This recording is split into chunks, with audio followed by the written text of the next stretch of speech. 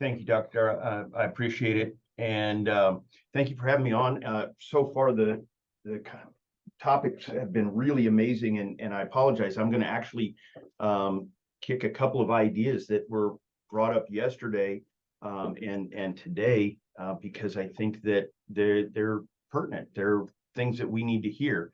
But one of the things that I found in all the different conferences and wellness trainings that I've been to is that the thing that is focused most on in law enforcement is the critical incidents, the shootings, the bad calls, things like that.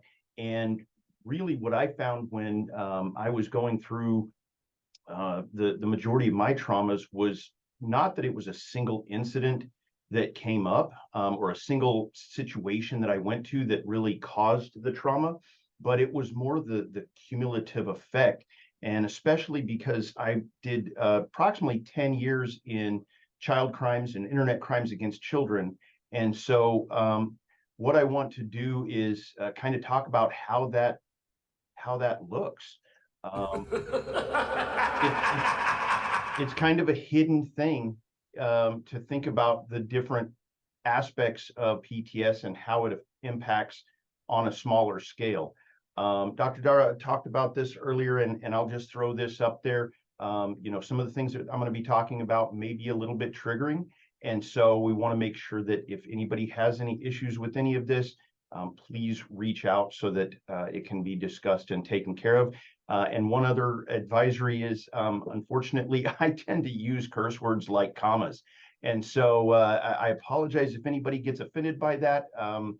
My language is not for small children. My wife hates it. And so I will try to keep it to a bare minimum. A little bit about me. I knew that I wanted to be a cop from a very young age. My parents talk about when I was the age of 5, I was out there pretending that I was talking to the director of the CIA in my watch. And so I knew that I wanted to be a cop. I knew that that's all I really wanted to do. And so that's kind of where I set my sights. Those of us in law enforcement and really all first responders know that when we go to take that psych evaluation to get in, it's not that whether or not we're crazy or sane. We're all a little bit crazy. Nobody runs toward a gunfight if you're entirely sane, but whether you're in the acceptable range. And they decided I was in the acceptable range for most of my career, and so I was able to keep going with that. But one of the things that helped keep me sane was my love of Star Wars, and that kind of translated into some of the things that I did within my career, and the fact that I enjoyed working online and doing things with computers kind of led me into some of the internet crimes. And during the course of the time that I was working in law enforcement, I was able to go get my degree from Arizona State University. And I actually started teaching at ASU in 2015 and taught there for about 7 years during the time that I was working my internet crimes. And so I was able to take some of my experiences and send them back over into the future of law enforcement. But we all know from law enforcement and from first responders that we don't come into this without any issues. Now, before I started in law enforcement, if you'd asked me what ACEs were, I'd have told you that they were, something good when you're playing poker. And an ACEs score of 7, I would have thought was great. It means that I've got, a full house and then some. But what I found out after the fact was that having ACEs, having those early traumas are not the best thing, especially in law enforcement. And so, unfortunately, I kind of started out behind the 8 ball without even realizing it. Just like every cop, I came onto the force, I started doing the job and was subjected to some bad calls. We had a couple of child deaths that we had to deal with, fatal accidents, things like that. The normal cop stuff that we don't talk about, how it breaks us down day by day and how it builds to create additional traumas, but none of them was particularly traumatizing. No single one of them was enough that it was going to kind of kick me into being in a traumatic situation or into a PTSD. I just figured that I was like any other cop and that it's a little bit stressful, but we could resolve it and deal with it. And then I moved into our criminal investigations bureau. I was a 10-year cop at this point. I had been a supervisor for about 5 years, and they immediately put me into child crimes. And I knew that this was kind of the area that I wanted to go into because I thought property crimes was boring. Who cares if anybody gets their VCR back? But going out there and really helping kids and being able to make that impact was important to me. And so I started working in child crimes. And the majority of my cases were child sexual abuse. There was some child physical abuse cases, and I was also working with the child abduction response team, trying to help out with any kinds of abductions and things like that. I went into criminal investigations. I went into child crimes, and anybody that's dealt with any of these kinds of incidents, you know that it's difficult, and you kind of put on that happy face and you plod forward day by day, knowing that you're going to deal with some bad things, but you do it for the greater good. You do it knowing that you're going to help those kids and that you're going to be able to make a positive impact. And so I felt like I was doing pretty good through working child crimes, working those hands-on cases. And then I went into internet crimes against children. And for those of you who are not familiar with internet crimes against children, part of what we do is reactive. It's looking at the cases that are coming across and trying to locate, identify, and rescue those kids. Some of it is proactive. I did several years online, posing as a 14-year-old kid online, looking for the perverts so that they could find me instead of an actual kid. And anybody who has spent any significant time online knows that there's some pretty dark things out there. There's some pretty nasty stuff. And I thought when I got into ICAC that I was prepared for that, dealing with child crimes. And what I found out very quickly was that, and there's some dark stuff out there that you can't even imagine. And until you've been to down some of those rabbit holes, you really don't know just how nasty it can be. And so when I started working in child crimes or in ICAC, it really kicked some of these issues into high speed. It wasn't just warp drive, it was absolute ludicrous speed. I went into Plaid because we were working cases so prolifically that we were looking at tens of thousands of images a week. At one point when I was on the FBI task force, there were 9 of us on the task force, and we were working 2 to 3 search warrants per week, meaning that each one of us was doing about a warrant a month. And every time we popped a warrant, we would have to go through and review all of the images and videos that were on the suspects' computers. And so there were cases where we were coming across 100, 200, 300,000 images that we then have to look at, classify, and determine whether or not this is a known victim, whether this is a new victim, whether we have a kid that needs to be rescued, or whether this is somebody that's already been rescued. And going through that much information, that much data, that many images at a time, really ends up cumulatively taking its toll, especially because at this point, like I said, I'm also teaching full-time. I was a scout leader for my son's scout troop, and I'm raising my 2 girls. And so I've got young girls at home that are about the same age as most of these kids in these images and videos. And I'm having to take all of that home with me and try to put on the air of, hey, everything's great. I'm fine. Work was great today. How was your day, dear? And for any of us in the industry, we know that if somebody says they're fine, right? That's the standard answer. I'm fine, living the dream. Fine really means fucked up, insecure, neurotic, and emotional. It really, if you're saying that you're fine, you probably aren't, because fine is just a band-aid way of saying, I need help, but I'm not going to address that right now. I don't have time to deal with that. I'm going to go on to something else. And so all of this time that I'm doing this, I'm fine, and I'm going to work, and I'm fine. And all of my coworkers that are doing the same thing, they're fine. And we're all going through all of these things, looking at all of this. And what I decided was that, this was not a single traumatic incident. This was more like a death by 1,000 paper cuts. I wrote an article for the Voices of Police talking about this idea or this theory that a lot of the traumas that first responders deal with, especially those of us that deal with child crimes, it's not that one call that you go on or that one case that you deal with. You can deal with one case. You can get that one paper cut. And yeah, it's annoying. You hope you don't get any sanitizer on it or lemon juice, or God forbid you cut up jalapenos on for dinner. But a single paper cut isn't going to hurt you. But when you get that paper cut one day and the next day you get 10 more paper cuts because you got to deal with 10 more cases. And over the course of the week, you end up with thousands of paper cuts and thousands of paper cuts the next week and thousands of paper cuts the week after that. And it's building and building and building, and you don't have time to heal from it.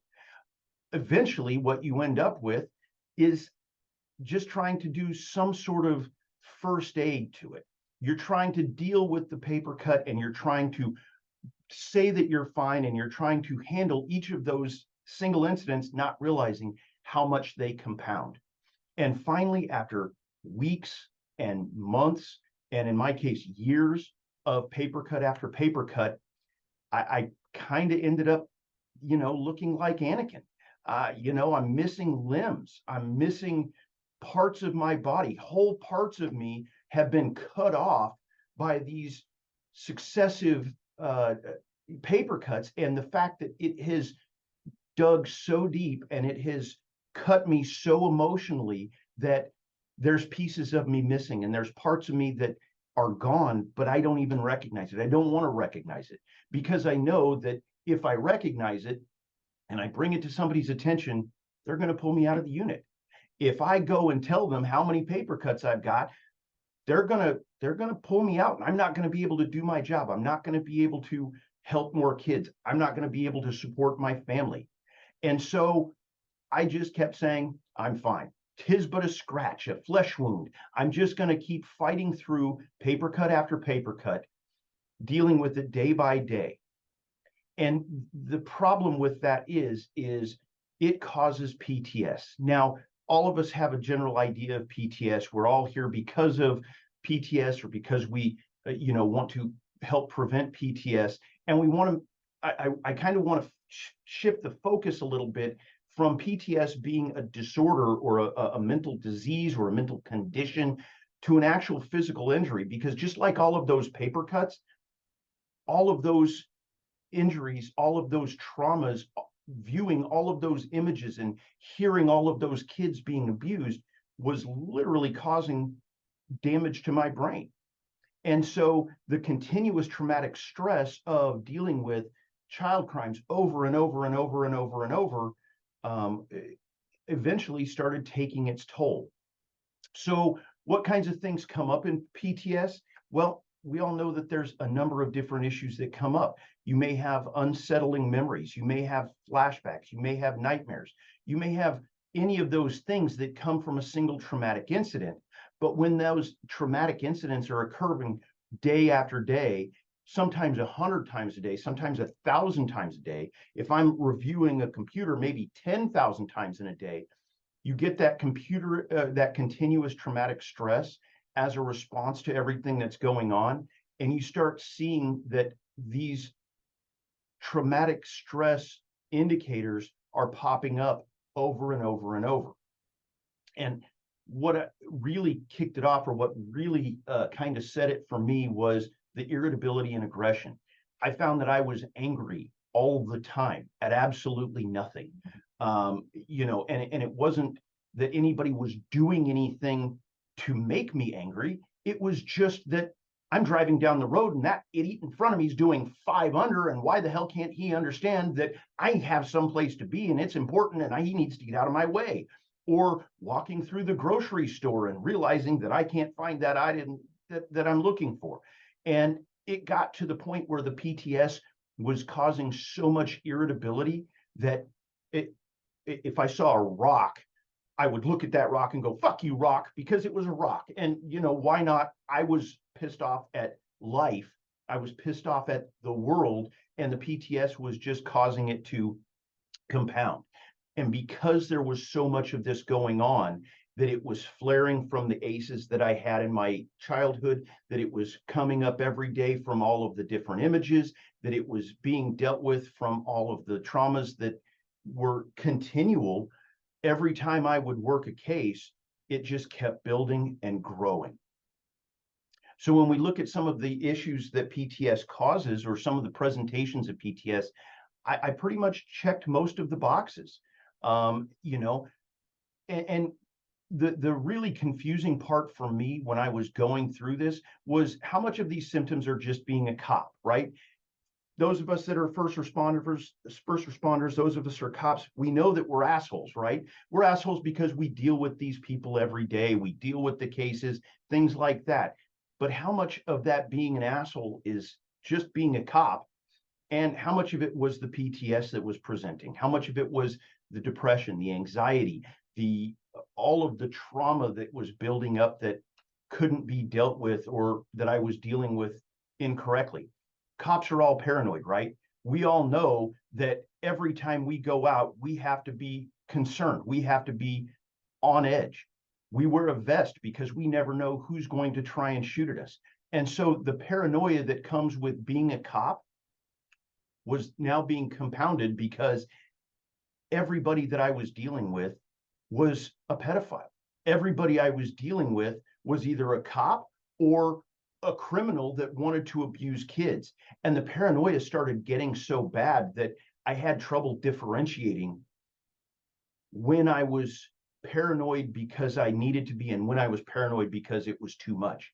I started not trusting my own family members around my kids. I started not trusting my own father-in-law, who is the salt of the earth and would never hurt a kid. And I had to look at him and go, wow, did he just hug my daughter a little bit longer than he should have? I mean, what's going on in my head that somebody I never would have suspected, I now suspect? Well, because every case I'm going to, grandpa's abusing, dad is abusing, stepdad is abusing. The people in these child's lives are more often the abusers and the exploiters than any strangers. And so my paranoia went to levels that were just out of this world. Fatigue. I was looking at, I was working on average 70 to 75 hours a week between working my cases, the call outs, the long days, coming home after work, and then doing my second job as an instructor and having to grade papers and work on lectures and things like that. I was fatigued. I was tired. I wasn't getting enough sleep. I was running on, at best, 4 to 5 hours of sleep a night. And when I could get a little bit of sleep, I found that I was having trouble falling asleep. I was having nightmares. I was having intrusive images. I was having guilt. When I was working child crimes, when I was working internet crimes, one of the things that I kind of reflected on one day was that working internet crimes, as Greek as this sounds, was much like Atlas, Sisyphus, Prometheus, and the Gordian knot, right? Every time we worked a case, it was like Atlas carrying the weight of the world on our shoulders. We had to save that kid. We had to protect that kid from additional abuse. We had to stop that abuse. And we were the only ones that could do it. We had the information, and it was on us to go and save that kid. But we never knew. Did we get there too late?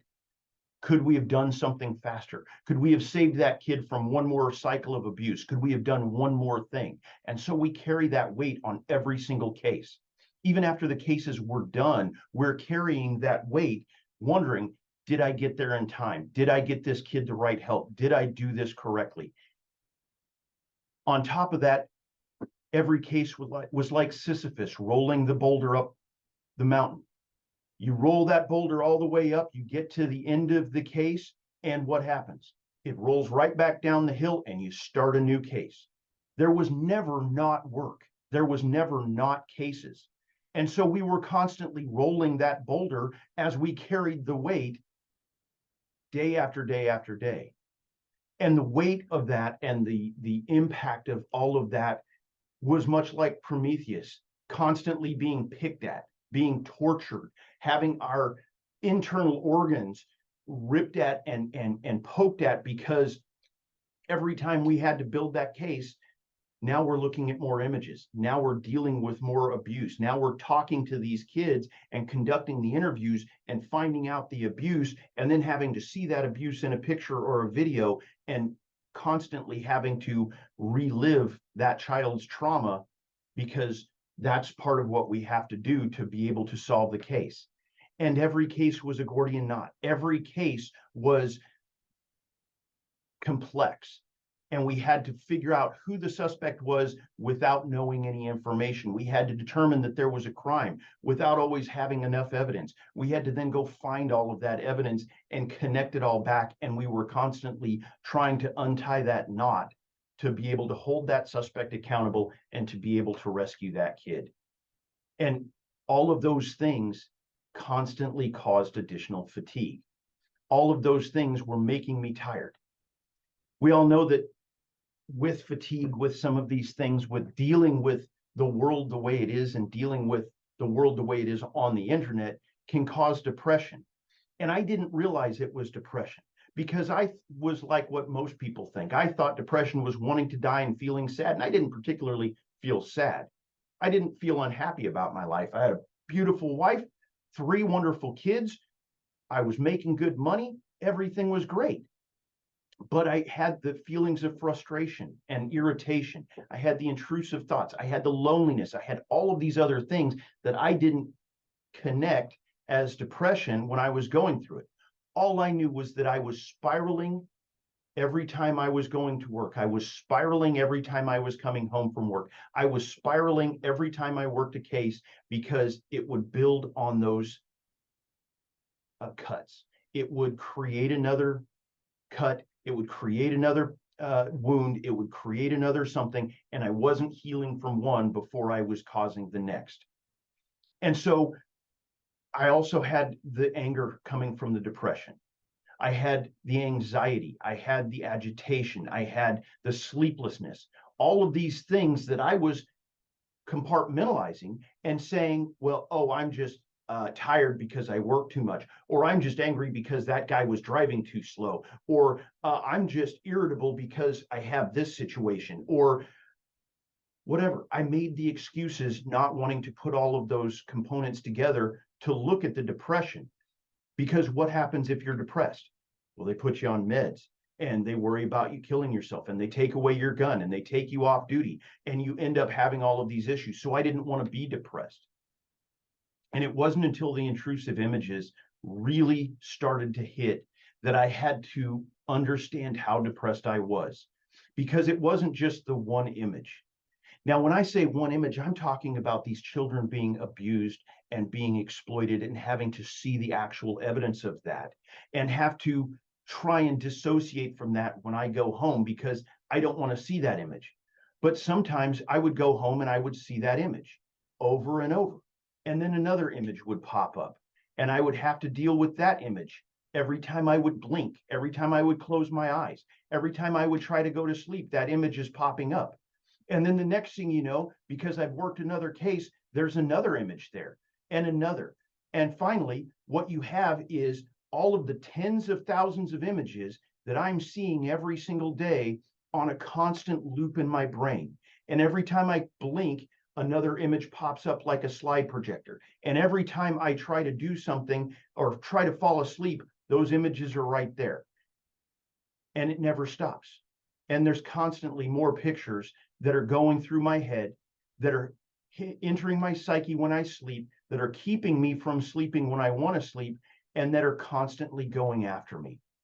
And the sleep deprivation that came from that, from those nightmares, was only compounded by the fatigue from working too much. And they were only compounded by the amount of depression that I had that I wasn't recognizing. And all I could do to keep awake was drink more coffee, drink another energy drink, eat some more sugar, find some way to deal with it. And of course, as Brandon talked about yesterday, we know what the effects of all of that are: the weight gain, the hypertension, the risk of heart attack. And all of these things were compounding. All of these things were building upon one another, each of these new paper cuts was coming through and building on each other, so that the sleep deprivation caused the depression caused the sleep deprivation, right? And then on top of it was the alienation, the feeling of isolation. Because what am I doing the entire time I'm doing this? I'm going into work every day. I'm going into the office every day, and I'm fine. How's it going? What are we having for lunch? I was fine, right? And I knew that I was putting on that face of being fine, but what I saw was all of my coworkers doing the exact same thing. And so all of them are just fine. Am I the one who's screwed up? Am I the only one who's having these impacts? Am I the only one that's dealing with this and everybody else really is doing great? Or are they just as fucked up as I am and they're just not showing it? And so, on top of everything else, I have this feeling of loneliness. I have this feeling of, am I the one who's messed up and everybody else is fine? Or is everybody else as messed up as I am? And they're just coping with it the same way I am. They're just not showing it. They're not displaying it. But I don't know if I'm the crazy one or if I'm just one more in the asylum. And so I start feeling isolated from my coworkers. I start feeling alienated and alone from the people that I'm sitting next to 8, 10, 12, 14 hours a day, because I don't know and I'm not going to ask. I don't want to ask them, are they just as fucked up as I am? Because guess what? If I disclose it and I'm the only crazy one, what happens? Fitness for duty, they take away my gun. I got to go see some head shrinker. If they're just as messed up, are they going to admit it? Who knows? Because they're worried about the same things I am. And so we have this additional loneliness and this additional isolation that we're dealing with, because I don't know if I'm crazy or not. Now, cops are pretty good about self-isolation as it is. We know that when we go out there, there's a difference between us and them. There's a difference between us and civilians. We don't always trust civilians. Now, it's compounded upon the fact that I'm afraid, because of my paranoia, that every person I meet is a pedophile, every person that I meet is a creep, every person that I meet is somebody that's going to abuse my kids. And the only thing I can talk about, because it's on my mind 24/7, is the abuse cases that I'm dealing with and the incidents that I'm dealing with, and that's no fun to talk about at parties. So I'm isolating myself further and further. I'm also trying to insulate my family from what I'm seeing. I come home from work and my wife says, "How was your day?" And all I can tell her was, "It was fine." Or, "Oh, we had a search warrant." Or, "Oh, it was kind of rough." But I can't tell her what's rough. I can't tell her everything because she doesn't want to know, and I don't want to bring that ugliness into my house. So I'm self-isolating from society. I'm self-isolating from my coworkers because I'm not sure whether I'm the bad one or they're just as messed up. And I'm isolating myself from my family. So I've got nobody, I've got nothing, and it builds up. And like I said, what we see is that there's a spiraling effect, and all of these symptoms are interconnected, and all of these symptoms feed on each other and cause additional problems. The depression that I'm feeling, that I'm not really associating as depression, causes my fatigue. It helps causes the anxiety. It causes the paranoia. So I'm going around and around with that. Then I've got the fatigue, which causes depression and anxiety and sleep deprivation. So I'm going around and around with that. Then I've got the anxiety, right? From the self-isolation, from the paranoia, that's also causing the fatigue, that's also causing the depression and causing me to be sleep deprived. Then we've got the sleep deprivation, which in and of itself is a problem, but it's causing all of these other things.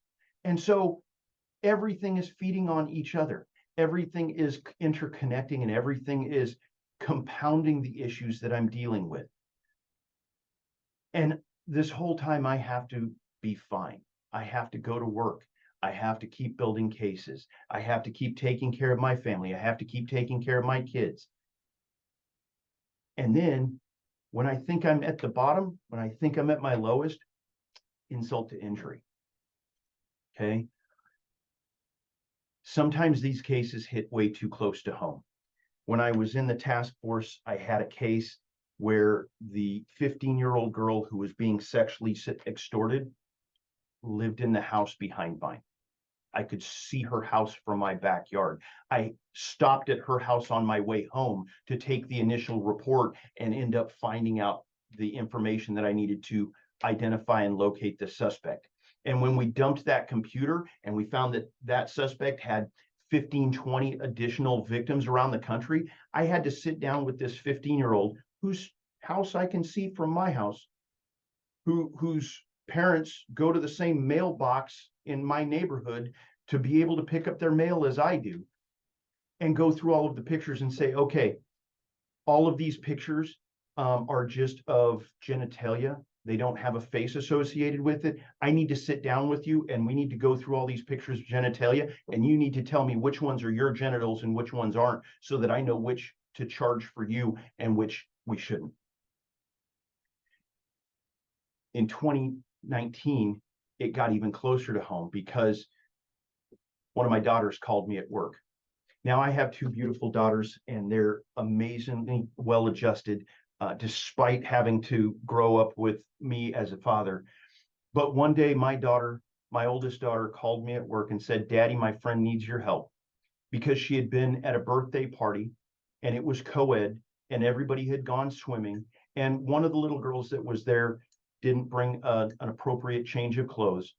And one of the little boys that was at the party recognized this and noticed this and used his cell phone to take surreptitious photos of this girl, to take surreptitious photos of her genitals, and then to start spreading it out on Snapchat. And my daughter found out about it and was thankfully strong enough to contact me and say, we need to deal with this. And when it gets that close to home, when your daughter calls and says, one of my friends is being exploited, one of my friends is having this abuse occur, there's just not much else you can do.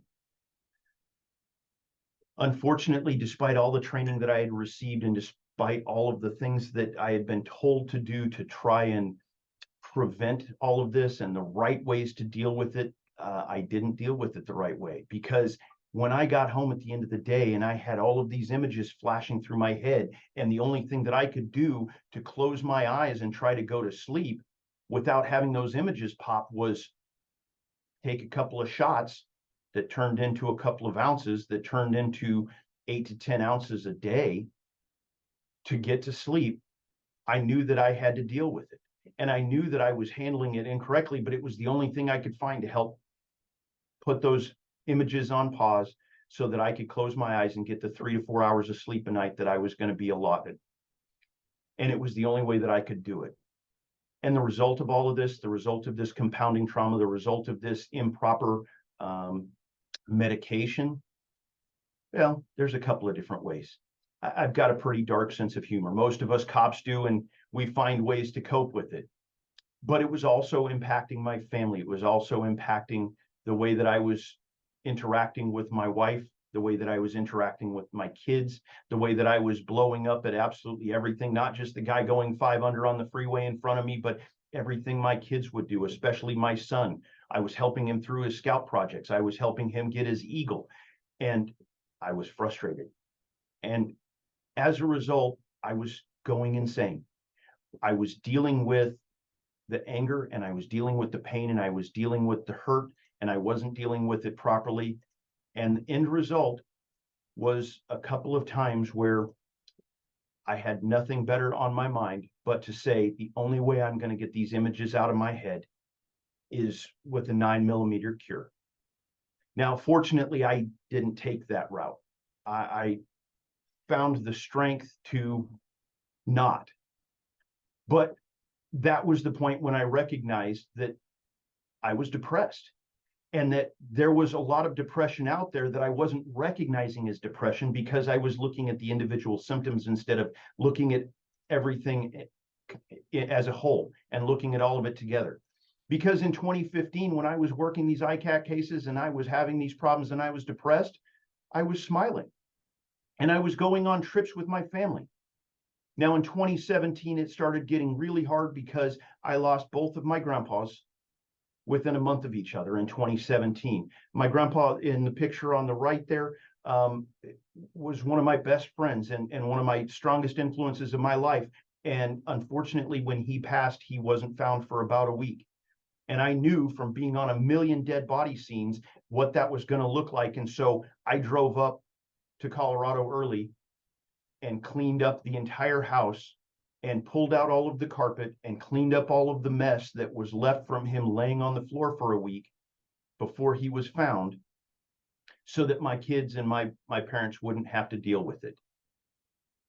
But I did what everybody does. I kept smiling. I was fine. I kept trooping through. I kept having the problems and drinking them away, because part of me wanted to live for my kids, for my family, for my wife, despite the fact that parts of me didn't want to deal with it anymore and was just trying to find the stopgaps. And so, unfortunately, a lot of officers are not able to handle this. We know that suicide is one of the highest causes of death in law enforcement and across all first responders.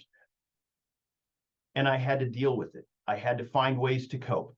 I had to find ways to break the chains from my depression, from the alcohol, from the situations that I was dealing with every day, so that I could keep moving forward, because I knew that I needed to get help. And so the first thing that I did when my wife told me that if I didn't get help, she was going to divorce me, was contact my doctor. And they were able to put me on some antidepressants. They were able to put me on some anti-anxiety medicines, and that was helpful. I also found out about EMDR, and I started going through EMDR sessions to try and take some of those tens of thousands and hundreds of thousands of images that were stuck in the front of my brain and release them and get them out of the way. I started doing some other kinds of therapies, the neuro feedback therapies, the different kinds of EMDR, similar types of therapies to work it out. And I started going to a therapist and talking about it. We did cognitive behavioral therapies to make sure that I could properly focus on what I needed to focus on and get all of this out.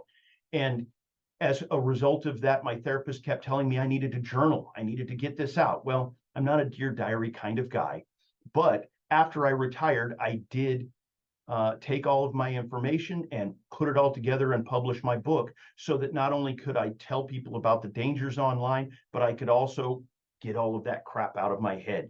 And it was one of the most cathartic things that I've ever done. And for those of you that aren't Dear Diary kinds of people, I will tell you, start a diary, journal, get that crap out, because that's one of the best ways. I also started reading, because I'm a book geek like that, and I started finding books that help me understand the trauma, that helped me understand the early trauma and how it was impacting me, how the later traumas were impacting me. And one of the most influential that I found was Cop Shock, because it helped me realize that I wasn't alone. I wasn't the only one going through this, that I wasn't the only one who was messed up, and that there were others out there just like me that needed the help too. Now, I tried to think about getting some therapy dogs and things like that as part of it. I found out that that would probably be classified in the state of Arizona as animal abuse, and so I didn't end up getting one. But I did find other ways to try and keep myself sane, to try and move forward with my therapies, and to try and make sure that I was going to be able to get through. I started looking at some of the peer support. I started talking to some of the people who had been through some of the things that I had, and I tried to find ways to get help. I also tried to start helping other people. I started talking about my experiences so that people wouldn't feel that same isolation. They wouldn't feel alone. I jumped down the hole with other people because, like this says, I've been there before and I knew the way out. And so I started finding different ways to cope with it, one of which was retirement. At the end of 2020, beginning of 2021, I decided to retire. I had my 20 years in, and I was going to focus on teaching. My son just graduated from high school. Hey, let's work for the university full time so that I can make sure that he's getting college for free. So I went off. I went to the university full time. I got my mind away from all of the internet crimes, and I found that not having it constantly reloaded with more and more images was the best way to delete those and get rid of them. Now, there's always setbacks. There's always things that happen that cause people to relapse, or as Dr. Darrow was saying yesterday, to lapse. In 2019, my mom and stepdad moved out to Arizona to be closer to us, to be closer to my family. In 2020, just at the end of 2019, she retired from her job, and her goal was to spend the next 20 years helping with my kids, spending time with my family, and getting to spend time with us. 8 months after I retired from the sheriff's office and knew that I was going to have plenty of time to spend with my mom and get to see her some more, she passed away suddenly. And there was nothing in my life that prepared me for losing my mom 9 months after that, and thinking that I had 20 more years of good time with her that were gone in a heartbeat. They were gone in a second. The end of 2022, unfortunately, one of our beloved family pets had to be put down after she had a battle with several cancers and surgeries and things like that. And the trauma from this caused my son, my oldest child, to attempt suicide. And so on top of dealing with my own grief, I'm now helping my son through his grief and trying to help him deal with what he's feeling at the loss of our beloved pet. And just a few months ago, my cousin lost his battle with his depression and left behind his wife and 2 kids when he committed suicide. And so I've had little bumps in the road. I've had little setbacks. I've had things that have caused me to relapse with some of my depression and to relapse with some of my issues. But you know what? Now I know that there are resources out there. I know that there's something greater out there, and I have taken my faith in God and used that to push me forward with all of these bumps in the road, and to know that I've survived this long. I'll survive the next one, and that I'm there to help the next person survive their traumas as well, and to help make sure that everybody has what they need to get through. Because unfortunately, my cousin, for whatever reason, didn't feel that he had what he needed.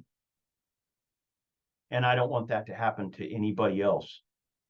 So I'm out here to talk about ways to help. I'm here to talk about checking in with people regularly, making sure that your folks in your communities and your jobs and your families are doing okay, and letting them know that it's okay to not be okay. If they're having problems, if they're struggling, there's ways to deal with it.